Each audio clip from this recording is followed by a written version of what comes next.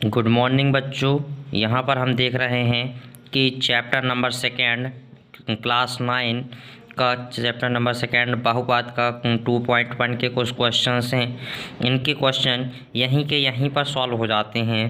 देखो कि क्वेश्चन में क्या कहा है कि निम्नलिखित व्यंजनों में कौन कौन से एक चर बहुपद हैं और कौन कौन से अचर नहीं हैं।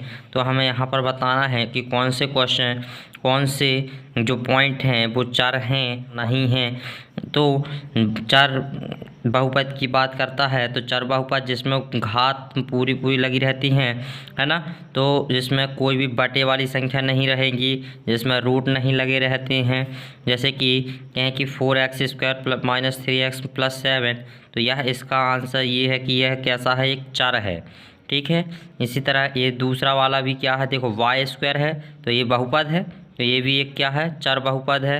अब देखो यहाँ पर लग गई है रूट, क्या लगी हुई है, रूट। तो ये जो है रूट लग जाता है तो ये कैसा है, ये चर बहुपद नहीं है। और फिर आगे देखें कि ये देखो बटे में आई है संख्या, अगर इसको हम ऊपर ले जाएंगे तो ये माइनस में हो जाएगा, तो जो y हो जाएगी वो माइनस की घात पर हो जाएगी। तो ये इस तरह से ये भी क्या हो जाएगा, ये भी चर नहीं होगा। ठीक है। और यहाँ पर देखो कि x की घात 10 है, y की घात 3 है, t की यहाँ तो तीन पद हैं, तीन पद त्रिपद की क्या है, ये चर हैं, ये भी क्या है, एक चर है। ठीक है। इस तरह से अगला क्वेश्चन हम देखते हैं कि दूसरा क्वेश्चन इसमें क्या है कि निम्नलिखित में से प्रत्येक में x² का गुणांक ज्ञात करना। गुणांक का क्या मतलब होता है, x² का गुणांक का मतलब होता है कि जो भी x² के साथ में गुणा में होगा वह होगा इसका गुणांक। ठीक है। तो जैसे कि पहला क्वेश्चन दिया गया है कि 2 + x² + x, तो यहाँ पर देखो ये है x², तो x² के गुणांक में क्या है, यहाँ पर कुछ नहीं है, तो यहाँ पर अपन क्या मानते हैं, 1 मानते हैं। क्या मानते हैं, 1। फिर यहाँ पर देखें कि यहाँ पर भी क्या है, x² है। अब x² के आगे क्या लगा है, माइनस का, तो यहाँ पर क्या हो जाएगा, -1। ठीक है।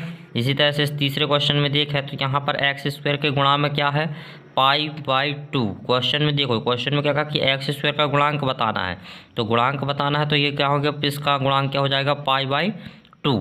ठीक है। इसी तरह से आगे देखें कि यहाँ पर क्वेश्चन, अब यहाँ पर देखो x² है कहीं पर नहीं है ना, तो इसका आंसर क्या हो जाएगा, 0। क्या हो जाएगा इसका आंसर, 0, क्योंकि यहाँ पर कोई भी गुणांक x² की कोई भी x² नहीं है यहाँ पर, तो यहाँ पर क्या हो जाएगा, 0। फिर अगला क्वेश्चन कहा है, क्वेश्चन नंबर 4, देखो क्वेश्चन नंबर थर्ड में कहा कि 35 घात का द्विपद बताना है। क्या बताना है, 35 घात का द्विपद बताना है। तो दो पद, तो यहाँ पर कुछ भी कर सकते हैं अपन अपने मन से, एक x की घात 35 ले लें और एक कोई भी पद ले लेते हैं, y ले लो या z ले लो, कोई भी ले लो, तो यहाँ पर ये 2 पद होगा। ठीक है। तो क्या कहा है कि x की घात 35, और कहा है कि 100 घात का एक पद बताना है। एक पद का एक एक उदाहरण देने, तो 100 घात मतलब कोई भी, चाहे y की घात 100 ले लो, चाहे z की घात 100 ले लो, तो यहाँ पर अपन कोई भी क्वेश्चन ले सकते हैं, कोई भी एलिमेंट्स ले सकते हैं, चाहे x ले लो, चाहे y ले लो, चाहे z ले लो, उसकी घात एक बार 100 लगा दो, यही अपना आंसर हो जाएगा। ठीक है बच्चों, देखो कितना आसान है, यहाँ की क्वेश्चन यहीं के यहीं पर क्वेश्चन सॉल्व हो जा रहे हैं, है ना। ठीक है बच्चों। तो देखें अब क्वेश्चन, अगला क्वेश्चन क्या कह रहा है, चौथा क्वेश्चन कि निम्नलिखित बहुपद में से प्रत्येक बहुपद की घात बतानी है। यहाँ क्वेश्चन क्या पूछा है कि इस प्रत्येक बहुपद में घात क्या है, घात। तो यहाँ पर देखें कि जो सबसे बड़ी घात होती है वही बताना रहता। तो पहले क्वेश्चन में देखो जो 5x की घात 3 है, तो यहाँ पर देखें तो इसकी आंसर क्या हो जाएगा, 3 हो जाएगा। क्या हो जाएगा इसका आंसर, 3, क्योंकि इसकी घात कितनी है, 3 है, तो इसका आंसर कितना हो जाएगा, 3। ठीक है।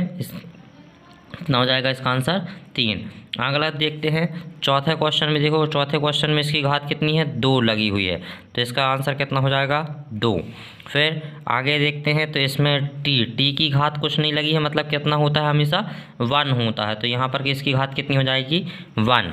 फिर देखो यहाँ पर कुछ भी अचर पद है, ये अचर पद है, यहाँ पर कुछ भी नहीं है, ना x है, ना y है, ना z है, तो यहाँ पर चर राशि नहीं है, तो इसका आंसर कितना हो जाएगा, 0। इसका आंसर क्या हो जाएगा, 0।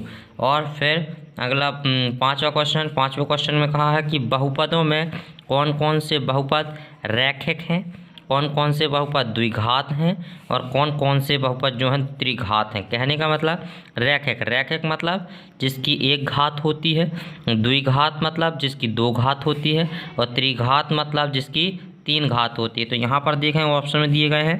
पहला क्वेश्चन में कितनी घात है? 2, तो इसका आंसर कितना हो जाएगा? द्विघात। इसमें कितनी घात लगी है? 3, तो ये कैसा हो जाएगा? त्रिघात। इसमें कितनी घात लगी हुई है? 2, तो ये कैसा हो जाएगा? द्विघात। इसमें घात कितनी लगी है? 1, तो ये कैसा हो जाएगा? रैखिक, है ना।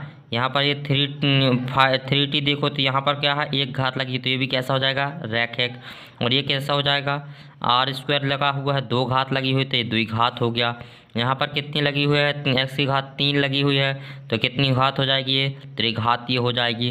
तो इस तरह से देखो बहुत ही आसान तरीके से क्वेश्चन के आंसर यहीं पर मिल जाते हैं, और यहाँ पर अपनी ये प्रश्नावली क्या हो जाती है? ख़त्म हो जाती है। तो ऐसी ही वीडियो देखने के लिए मेरे चैनल को सब्सक्राइब करें एंड लाइक करें, और थैंक यू बच्चों।